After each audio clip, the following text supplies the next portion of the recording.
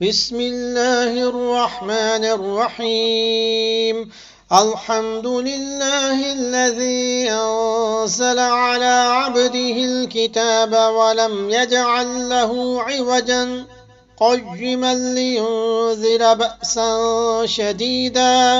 بأسا شديدا من لدنه ويبشر المؤمنين الذين يعملون الصالحات أن لهم أجرا حسنا ماكثين فيه أبدا وينذر الذين قالوا اتخذ الله ولدا ما لهم به من علم ولا لآبائهم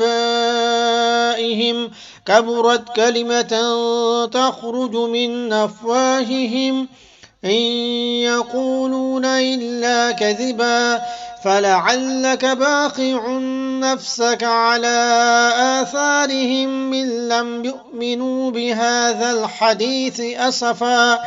إنا جعلنا ما على الأرض زينة لها لنبلوهم أيهم أحسن عملا وإنا لجاعلون ما عليها صعيدا جرزا أم حسبت أن أصحاب الكهف والرقيم كانوا من آياتنا عجبا إذ أبى الفتية إلى الكهف فقالوا ربنا آتنا من لدنك رحمة وهيئ لنا من أمرنا رشدا فضربنا على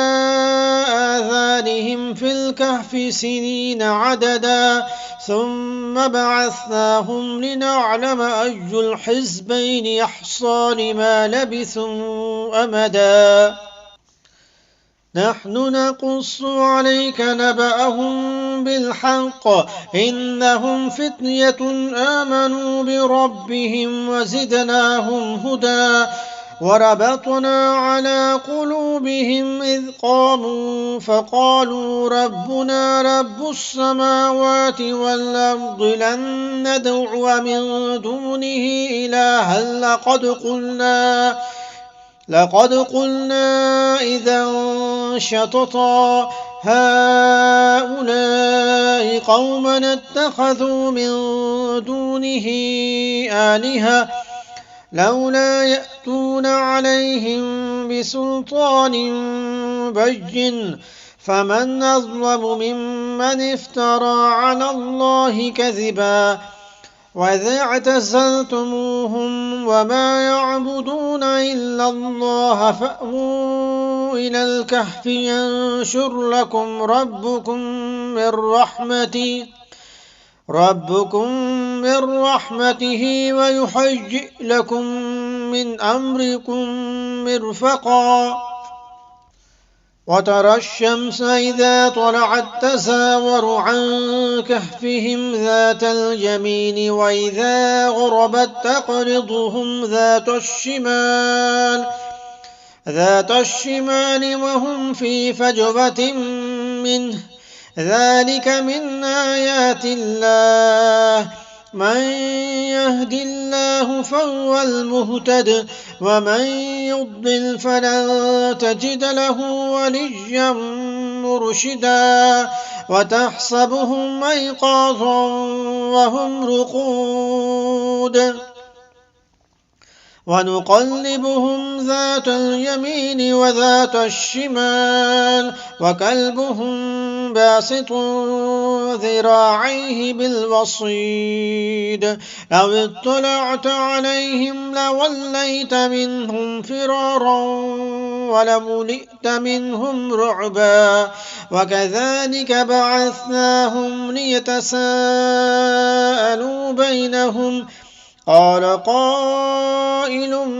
منهم كم لبثتم قالوا لبثنا يوما أو بعض يوم قالوا ربكم أعلم بما لبثتم فابعثوا أحدكم بورقكم هذه إلى المدينة فلينظر أيها أزكى طعاما فليأتكم برزق منه وليتلطف ولا يشعرن بكم أحدا إنهم إن يظهروا عليكم يرجموكم أو يعيدوكم في ملتهم ولن تفلحوا إذا أبدا وكذلك أعثرنا عليهم ليعلموا أن وعد الله حق وأن الساعة لا ريب فيها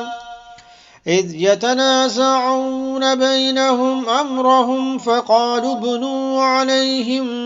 بنيانا ربهم أعلم بهم قال الذين غلبوا على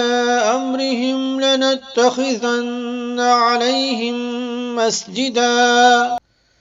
سيقولون ثلاثة رابعهم كلبهم ويقولون خمسة سادسهم كلبهم رجما بالغيب ويقولون سبعة وثامنهم كلبهم قل ربي أعلم بعدتهم ما يعلمهم إلا قليل فلا تمار فيهم إلا مراء ظاهرا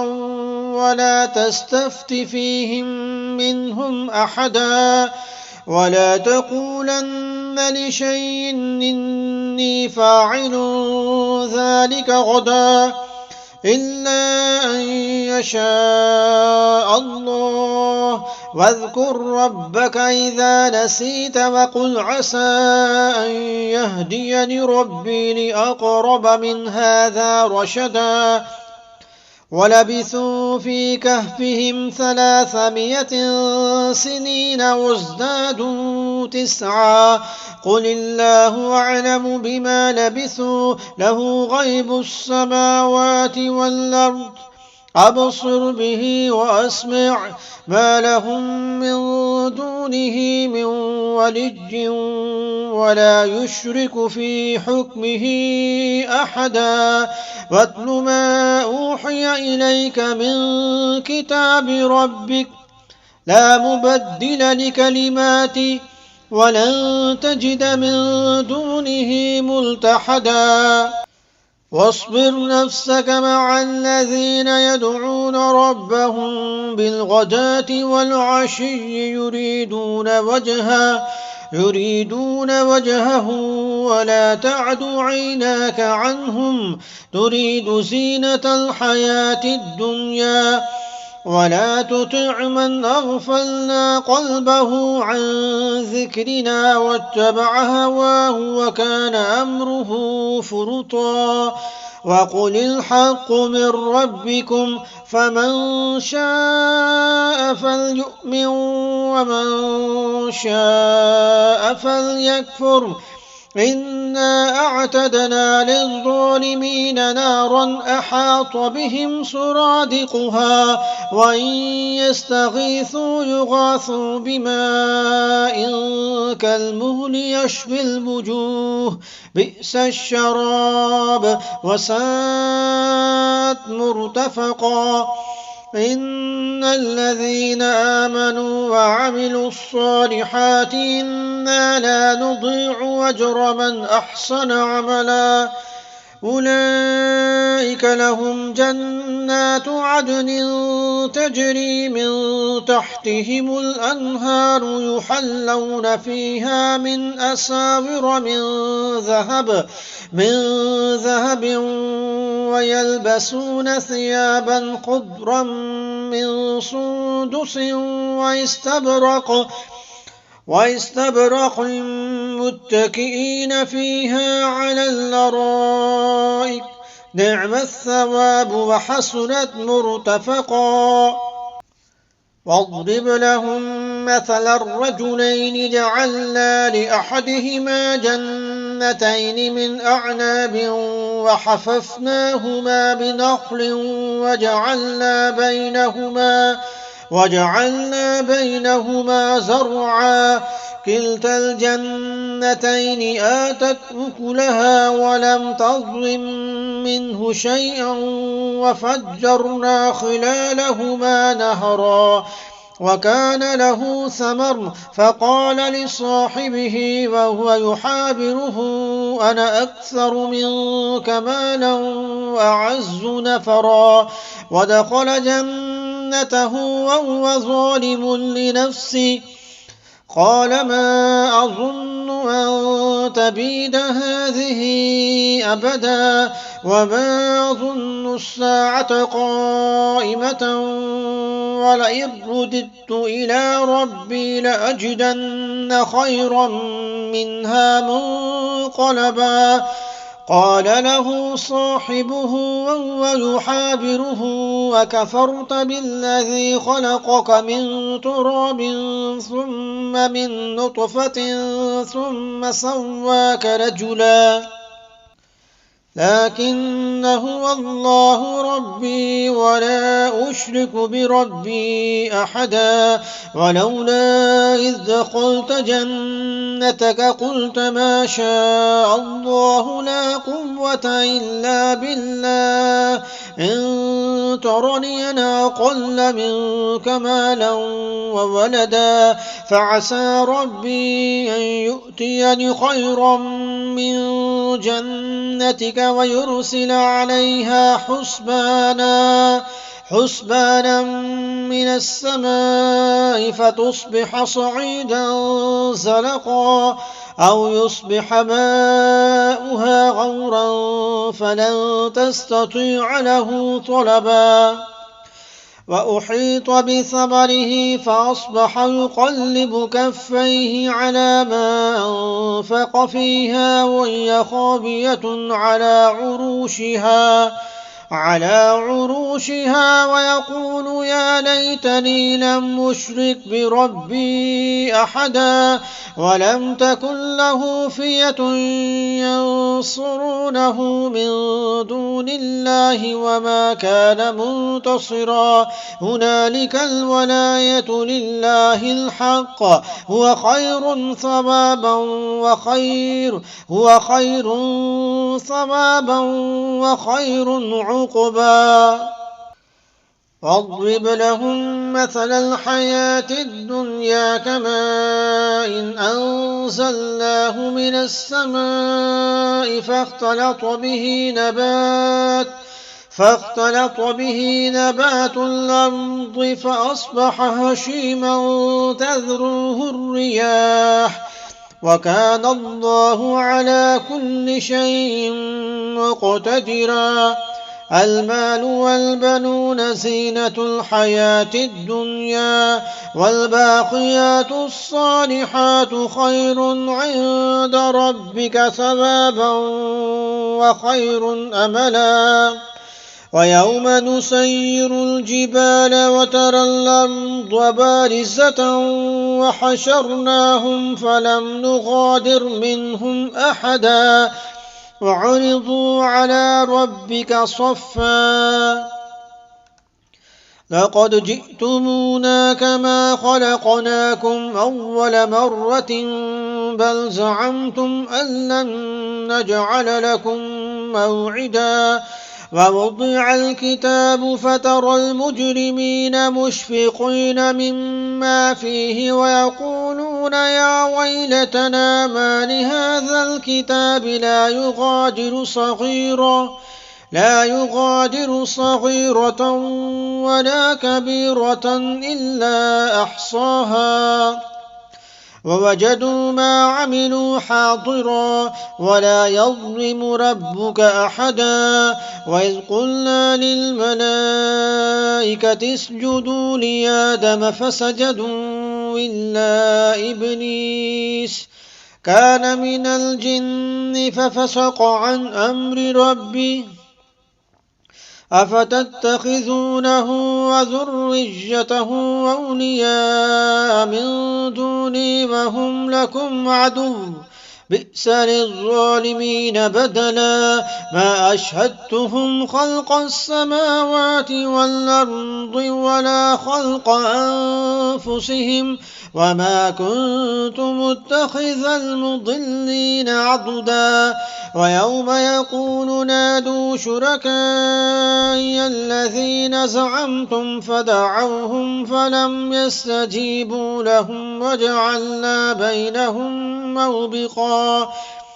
ورأى المجرمون النار فظنوا أنهم مواقعوها ولم يجدوا عنها مصرفا ولقد صرفنا في هذا القرآن للناس من كل مثل وكان الإنسان أكثر شيء جدلا وما منع الناس أن يؤمنوا إذ جاءهم الهدى ويستغفروا ربهم إلا أن تأتيهم سنة الأولين أو يأتيهم العذاب قبلا وما نرسل المرسلين إلا مبشرين ومنذرين ويجادل الذين كفروا بالباطل ليدحضوا به الحق واتخذوا آياتي وما أنذروا هزوا ومن أظلم ممن ذكر بآيات ربه فأعرض عنها ونسي ما قدمت يداه إنا جعلنا على قلوبهم أكنة أن يفقهوه وفي آذانهم وقرا وإن تدعهم إلى الهدى فلن يهتدوا إذا أبدا وربك الغفور ذو الرحمة لو يؤاخذهم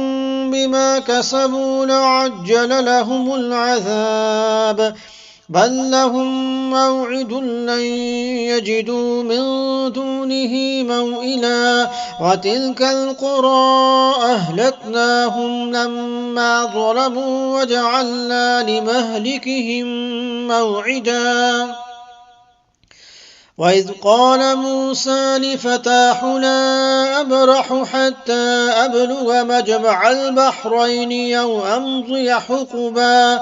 فلما بلغا مجمع بينهما نسيا حوتهما فاتخذ سبيله في البحر سربا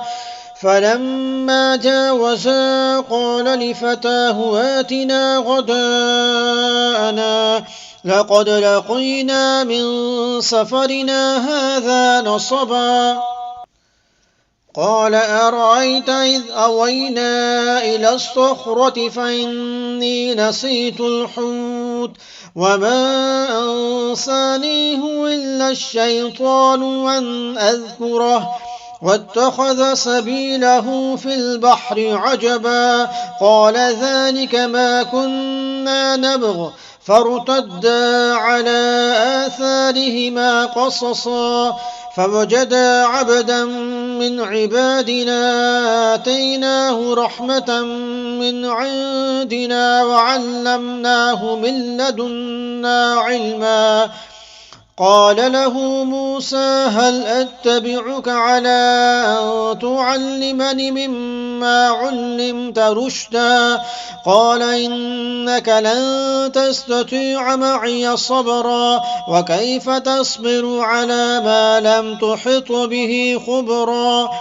قال ستجدني إن شاء الله صابرا ولا أعصي لك أمرا قال فإن اتبعتني فلا تسألني عن شيء حتى أحدث لك منه ذكرا فانطلقا حتى إذا ركبا في السفينة خرقها قال خرقتها لتغرق أهلها لقد جئت شيئا نمرا قال ألم أقل إنك لن تستطيع معي صبرا قال لا تؤاخذني بما نسيت ولا ترهقني من أمري عسرا فانطلقا حتى إذا لقيا غلاما فقتله قال قتلت نفسا زكية بغير نفس لقد جئت شيئا نكرا قال ألم أقل لك إنك لن تستطيع معي صبرا قال إن سألتك عن شيء بعدها فلا تصاحبني قد بلغت من لدني عذرا فانطلقا حتى إذا أتيا أهل قرية استطعما أهلها فأبوا أن يضيفوهما فوجدا فيها جدارا يريد أن ينقض فأقامه قال لو شئت لاتخذت عليه أجرا قال هذا فراق بيني وبينك سأنبئك بتأويل ما لم تستطع عليه صبرا أما السفينة فكانت لمساكين يعملون في البحر فأردت أن أعيبها وكان وراءهم ملك يأخذ كل سفينة غصبا وأما الغلام فكان أبواه مؤمنين فخشينا أن يرهقهما طغيانا وكفرا فأردنا أن يبدلهما ربهما خيرا منه زكاة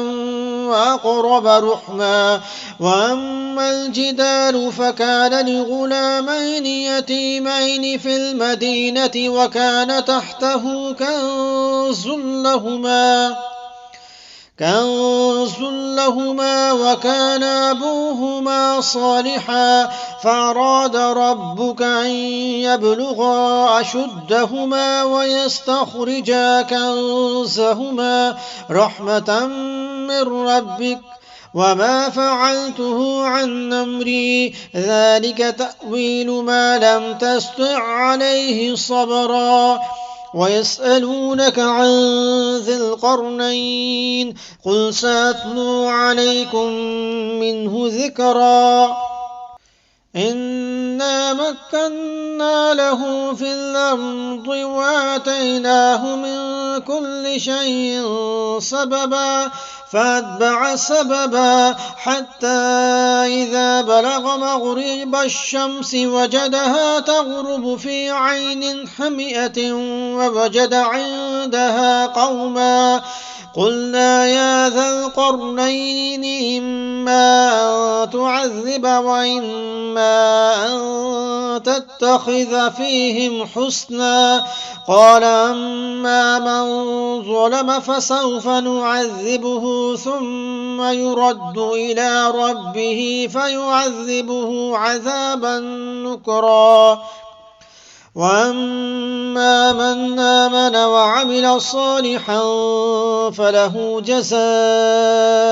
الحسنى وسنقول له من أمرنا يسرا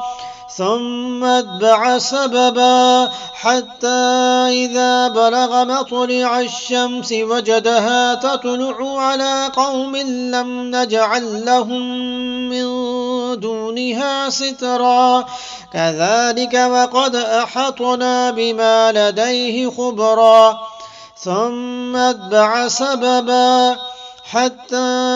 إذا بلغ بين السدين وجد من دونهما قوما لا يكادون يفقهون قولا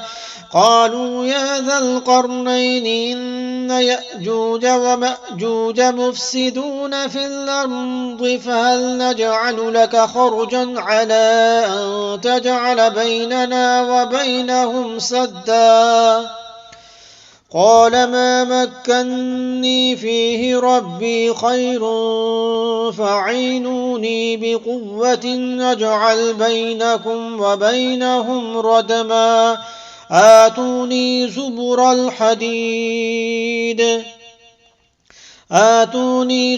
الحديد حتى